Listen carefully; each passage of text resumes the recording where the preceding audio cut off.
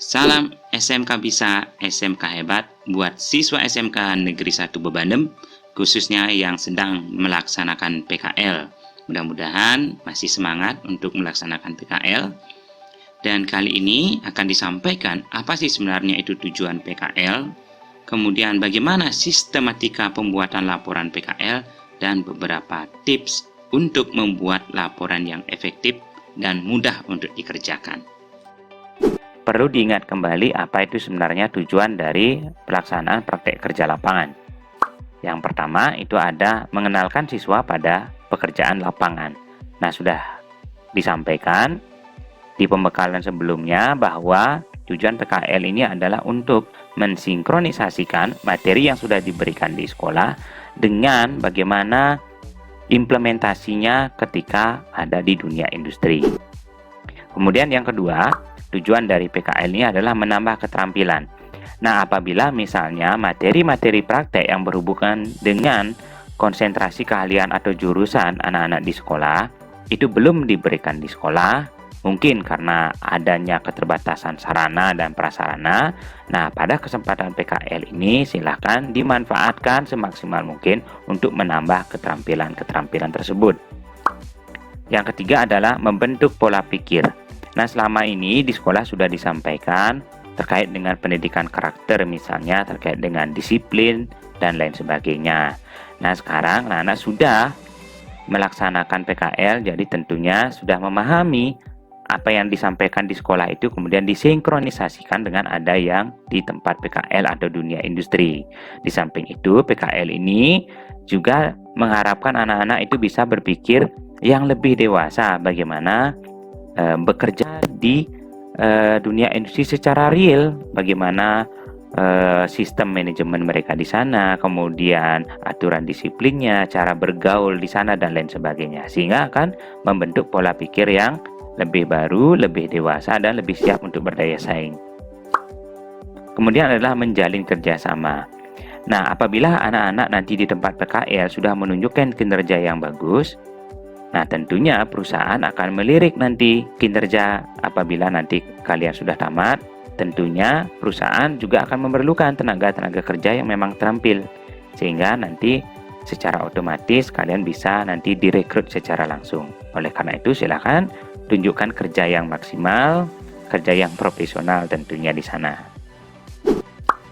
Yang terakhir adalah mempersiapkan sumber daya manusia yang berkualitas. Nah, ini adalah salah satu tujuan dari pendidikan juga, pendidikan secara nasional. Di samping untuk menyiapkan memang siswa yang siap kerja nanti setelah tamat, nah PKL ini juga diharapkan mampu menciptakan sumber daya manusia yang memang berkualitas dan memiliki kemampuan daya saing yang baik dalam dunia kerja. Nah, itu adalah tujuan dari PKL secara umum. Nah, kemudian kita akan lanjutkan ke sistematika dari laporan PKL di SMK Negeri 1 Bebandem. Yang pertama itu tentunya ada cover laporan ya. Yang kedua ada halaman pengesahan. Yang ketiga ada kata pengantar. Dan yang keempat itu ada daftar isi. Ini adalah bagian awal dari pembuatan laporan. Kemudian utama dari pembuatan laporan itu ada di sini ya anak-anak. Bab 1 itu adalah pendahuluan. Itu berisikan terkait dengan latar belakang. Nah, silakan nanti isi penjelasan apa yang menjadi latar belakang anak-anak melaksanakan kegiatan PKL. Kemudian di bab 1 ini juga ada tujuan pelaksanaan PKL, yaitu adalah tuliskan tujuan yang akan dicapai setelah mengikuti PKL ini. Silakan dijabarkan di sana di tujuan PKL ini di bab 1 ya. Kemudian yang ketiga adalah manfaat. Nah, manfaat apa yang didapatkan setelah mengikuti PKL ini? Silahkan dijabarkan. Kemudian di bab 2 itu adalah terkait dengan kajian pustaka. Nah, kajian pustaka ini adalah suatu kumpulan dari teori yang dipilih untuk menjadi bahan referensi literatur yang mendukung pembuatan laporan. Nah, sebagai contoh, misalnya siswa yang konsentrasi keahlian yang perhotelan misalnya, atau yang basicnya pariwisata di tata boga juga sama. Nah, itu bisa mencari kajian pustaka yang berhubungan dengan pengertian pariwisata. Kemudian departemen hotel itu ada apa saja. Kemudian yang ketiga mungkin prosedur kerja yang ada di hotel. Nah, demikian juga disesuaikan dengan anak-anak nanti yang jurusan atau konsentrasi keahliannya yang berbeda, misalnya di teknik sepeda motor, bisa nanti mencari pengertian-pengertian yang berhubungan dengan teknik sepeda motor, misalnya pengertian terkait dengan bengkel sepeda motor, departemen-departemen yang ada di bengkel mungkin gitu ya. Silahkan dicari di sana, terkait juga dengan prosedur-prosedur kerja yang ada di perbengkelan. Nah, seperti itu dijelaskan di kajian pustaka dengan literatur-literatur tertentu ya. Kemudian di bab 3 itu ada gambaran umum perusahaan. Nah, di sini adalah mendeskripsikan tentang perusahaan atau dunia industri tempat PKL. Nah, bagaimana cara mendeskripsikannya? Nah, ini contohnya anak-anak bisa memulainya dari sejarah berdirinya. Silahkan ditanyakan bagaimana sejarah berdirinya, kemudian suka duka ketika mendirikan perusahaan ini dan lain sebagainya. Silahkan nanti anak-anak melakukan wawancara di sana ya. Nah, ini akan bertujuan sekali untuk membangkitkan jiwa wirausaha. Kemudian yang kedua adalah bagaimana pola manajemen perusahaan tersebut, ya, bagaimana pola komunikasinya, atau bagaimana pola instruksi dan lain sebagainya, itu silakan dijabarkan. Nah, tentunya setiap manajemen perusahaan itu beda-beda ya. Jadi nanti laporan anak-anak di tempat PKL satu dengan tempat PKL yang lain tentunya akan berbeda-beda. Nah, kemudian yang ketiga juga sama, itu adalah apa saja sarana atau fasilitas yang ditawarkan dari perusahaan tempat anak-anak PKL. Silahkan dijabarkan secara detail, apabila memungkinkan disertai juga dengan beberapa foto-fotonya. Kemudian di bab 4 itu adalah pelaksanaan PKL. Nah, di sini di bab 4 ini silahkan dideskripsikan tentang pelaksanaan PKL yang sudah dilakukan. Nah, seperti apa itu? Misalnya pertama, prosedur kerja di perusahaan tersebut. Seperti apa prosedur kerjanya? Sebagai contoh misalnya yang di teknik audio video misalnya, bagaimana prosedur kerja ketika menangani seorang pelanggan dan lain sebagainya, gimana salamnya, sapanya dan lain sebagainya. Kemudian prosedur apa yang harus dilakukan pertama kali ketika menangani TV yang rusak, dan seterusnya, itu dijabarkan secara detail. Demikian juga bagi anak-anak yang di pariwisata, bagaimana prosedur penerimaan tamu, bagaimana prosedur misalnya membersihkan kamar tamu dan lain sebagainya. Nah, itu dijelaskan. Kemudian yang kedua adalah pembagian jadwal. Nah, di sana dijabarkan lagi secara detailnya bagaimana pembagian shift kerja yang ada di sana. Kalau misalnya di hotel itu mungkin dibagi dalam beberapa shift ya.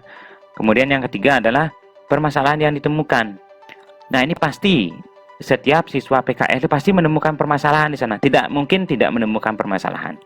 Tetapi permasalahan yang disampaikan di laporan ini adalah permasalahan yang berhubungan dengan pekerjaan atau berhubungan dengan kegiatan PKL. Jangan nanti permasalahan-permasalahan pribadi diangkat dalam laporan. Nah, itu tentunya tidak sesuai ya. Nah, yang dimaksud dengan permasalahan-permasalahan yang berhubungan dengan PKL itu adalah sebagai contoh. Misalnya yang di pariwisata ternyata conversation in English-nya itu nggak bagus gitu misalnya. Jadi kurang percaya diri ketika ketemu dengan tamu secara langsung. Nah, itu permasalahan. Mungkin yang di tata boga ternyata cara-cara menggunakan alat-alat tertentu itu belum bisa karena sebelumnya di sekolah belum diberikan. Karena sekolah belum misalnya memiliki sarana atau alat seperti itu, sehingga membuat siswa itu canggung untuk menggunakannya karena belum pernah. Nah, itu masalah. Dan demikian juga bagi siswa yang di jurusan lain ya. Kemudian keempat, nah, solusi yang dilakukan dari permasalahan itu, solusi apa yang anak-anak lakukan. Misalnya conversation in English-nya nggak bagus, ya mungkin berlatih dengan senior, bagaimana cara menangani tamu, atau mungkin bisa berkonsultasi dengan guru pembimbing misalnya untuk memantapkan kemampuan-kemampuan itu. Nah, itu sebagai salah satu contoh saja, dan silakan disesuaikan dengan realita yang anak-anak hadapi di tempat PKL. Kemudian di bab 5 itu adalah penutup. Nah, di penutup ini silakan tuliskan simpulan. Nah, deskripsikan sesuai dengan tujuan PKL yang sudah disampaikan di bab 1. Kemudian yang kedua adalah saran.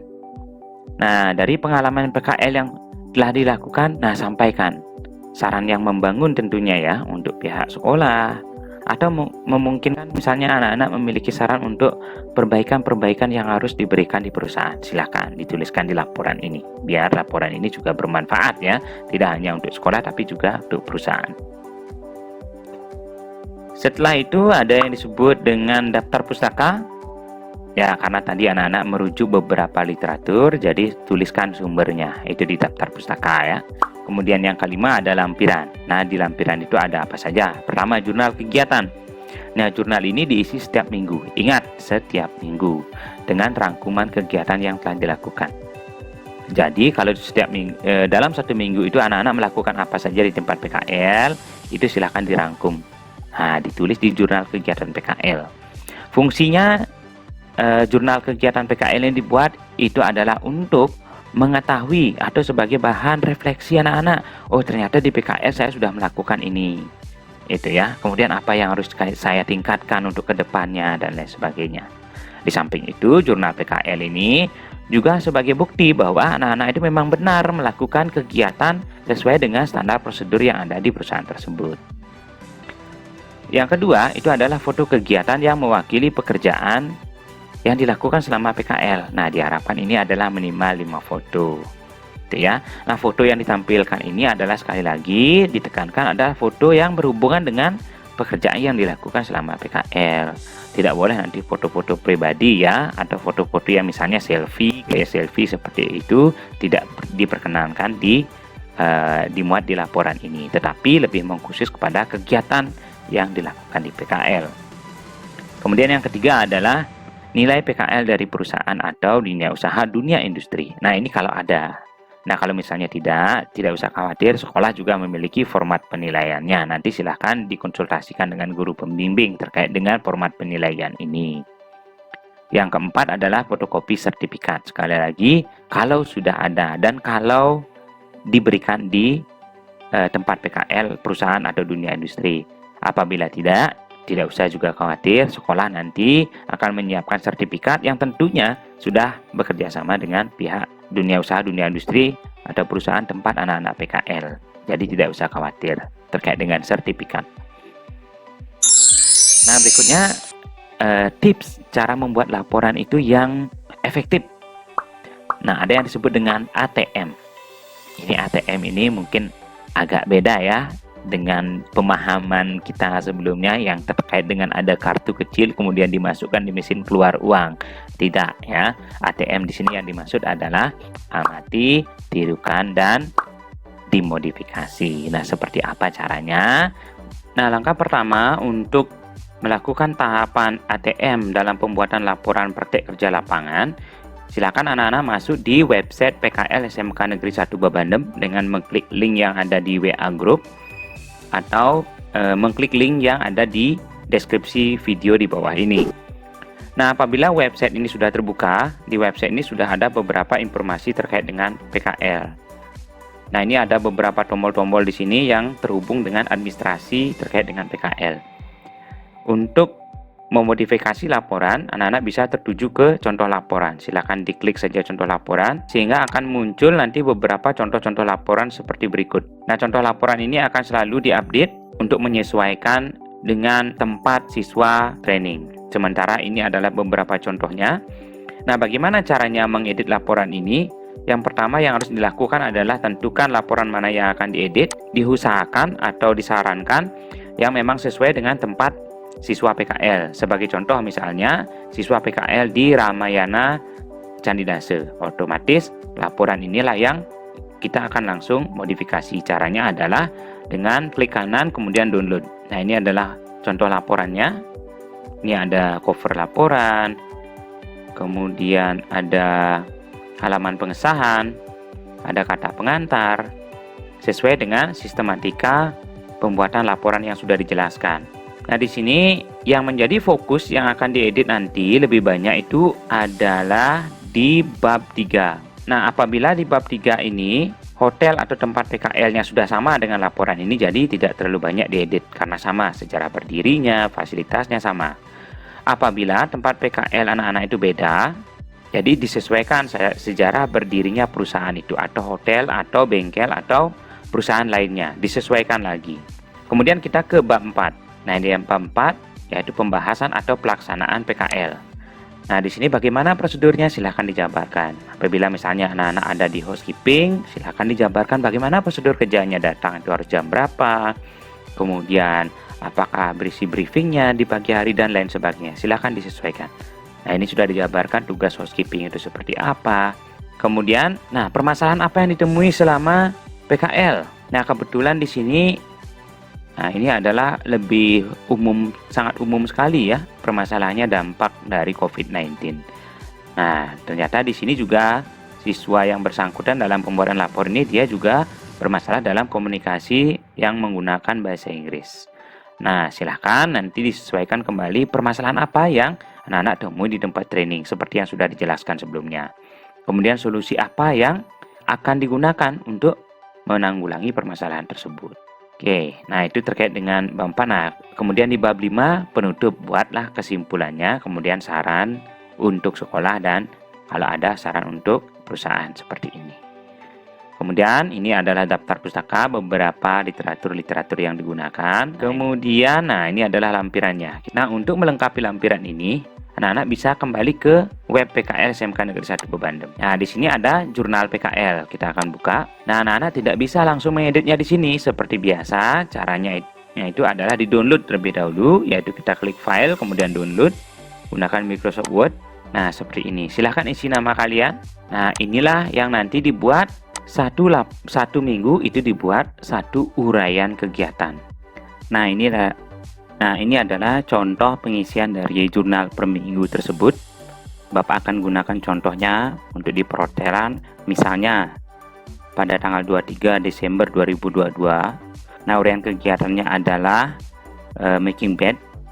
Nah, prosesnya seperti apa? Silakan diuraikan sesuai dengan yang anak-anak alami secara real di tempat PKL. Ini sebagai contoh saja adalah prosesnya seperti ini. Kemudian bagaimana dengan kompetensi yang lain? Cara pengisiannya adalah sama. Tugasnya apa? Misalnya servis motor berkala. Nah, prosesnya seperti apa? Diuraikan. Nah, apabila jurnal PKL sudah selesai, silakan lengkapi laporan dengan beberapa foto-foto kegiatan PKL dan lengkapi juga dengan nilai dan sertifikat. Nah, demikianlah caranya memodifikasi laporan PKL. Tidak sulit kan?